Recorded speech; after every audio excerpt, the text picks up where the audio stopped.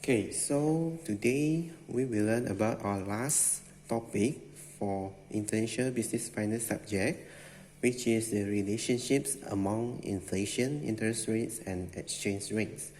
So there are three course outlined today. The first one is the purchasing power parity, and then international Fisher effect, and then comparison of the IRP, PPP, and IFE theories. So this is the continuation from the last week material, which is about the interest rate parity. So today there are another two theories about the international finance, which is purchasing power parity and international Fisher effect. So now we discuss first about the purchasing power parity. So inflation rates often vary among countries, causing international trade patterns and exchange rates to adjust accordingly. So one of the most popular and controversial theories in international finance is the purchasing power parity theory, which attempts to quantify the inflation exchange rate relationship. So by using the purchasing power parity theory, we can use the differences in inflation of two countries to estimate their exchange rate relationship. So there are two popular forms of PPP theory. The first one is the absolute form. So based on this theory, that two products which is the same, or the form of the product is the same, would be price equal in both countries, but the difference is only on the exchange rate. Jadi ada dua barang yang sama, harusnya harga kedua barang itu sama walaupun berbeda mata uangnya.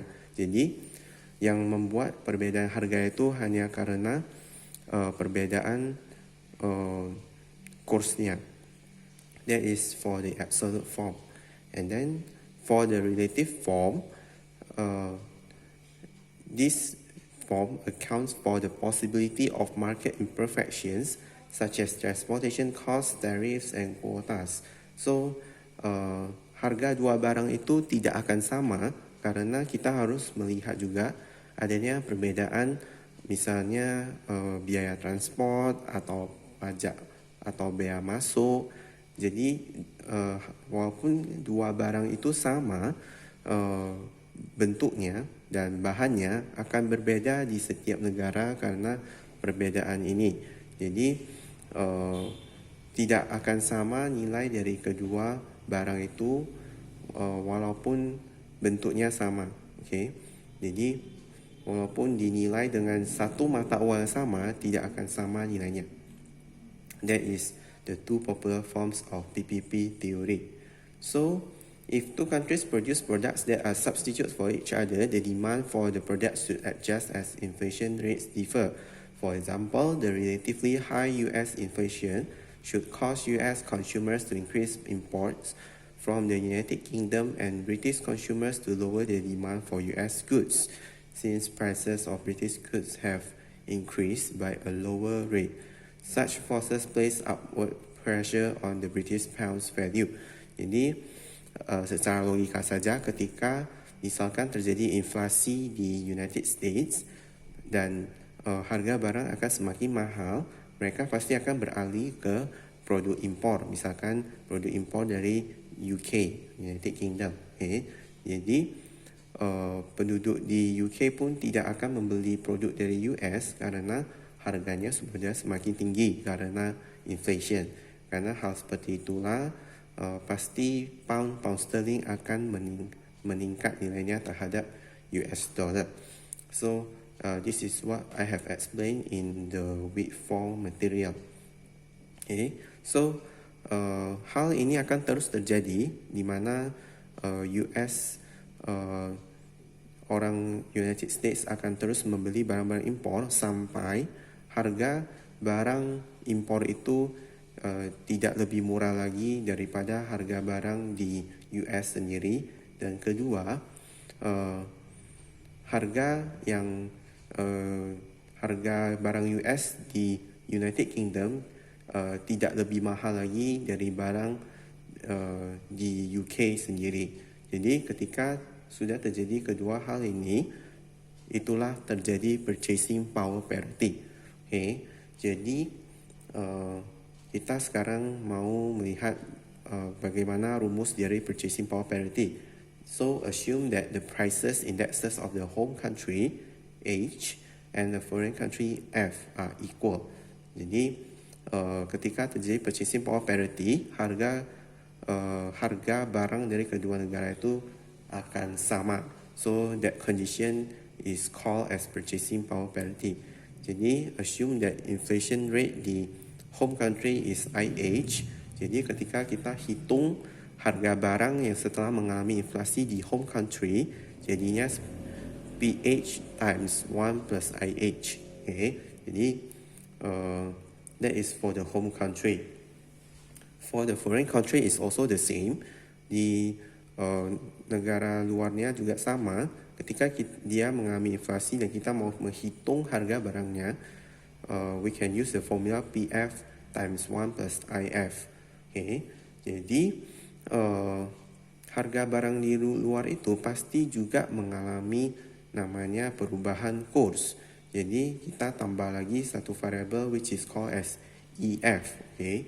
So the formula become PF times 1 plus IF times 1 plus EF. Okay.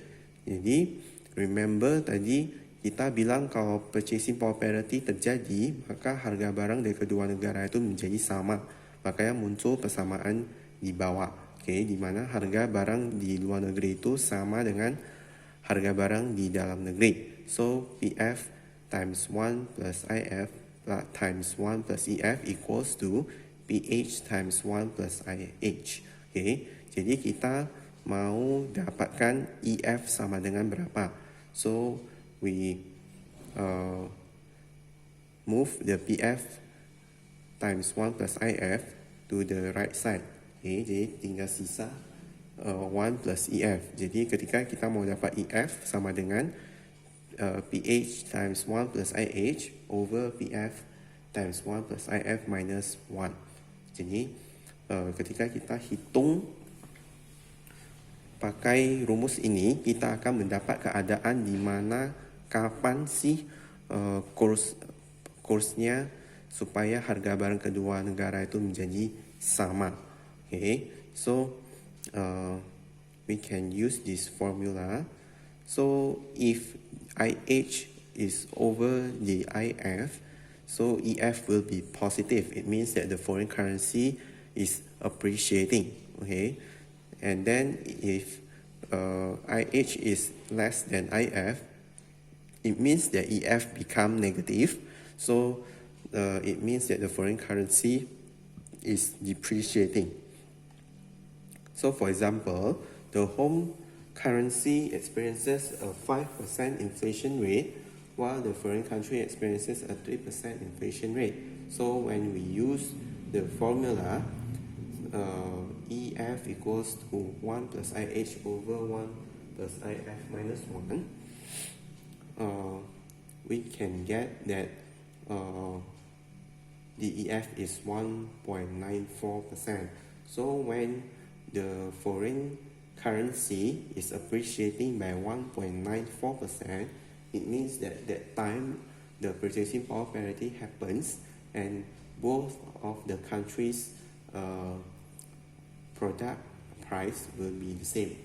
Okay, so like last week we have the simplified relationship. So EF is almost equal to IH minus IF. So if you want a simple way to calculate the EF, you can just use the simple formula. Okay, so like the last slide, if we use 5 minus 3, we get 2%. So it is almost equal to 1.94%.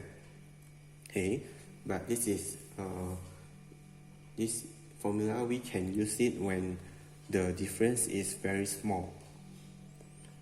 So like last week also, when we learned about the interest rate parity, there is also a graphic for purchasing power parity. So it is also similar with interest rate parity. It is a 45-degree line. Okay, so any points inside the PPP line, that is the time when PPP occurs. Okay, so if there's a point outside the 45-degree line, that is called as the disparity. Okay, so as we can see for the bottom of the line, which is the point D, okay, point D. So it means that decreased purchasing power of foreign goods. So it means that the local or the home country has the decreasing power of purchasing power of the foreign goods. If we see that the point above the PPP line, which is, for example, at point C, it is increased purchasing power of foreign goods, okay, just like our example just now. So, like any other theory, PPP also sometimes cannot occur. Why? Because the first one is confounding effects. Since the exchange rate movement is not driven solely by relative inflation rate, the relationship between the inflation differential and the exchange rate movement is not as simple as suggested by PPP. So please remember when we learn in the week 4 that there are 5 factors that affect an exchange rate movement. So remember inflation rate, interest rate, and then income level, government control and expectation will affect an exchange rate movement. So it's not solely by inflation rate.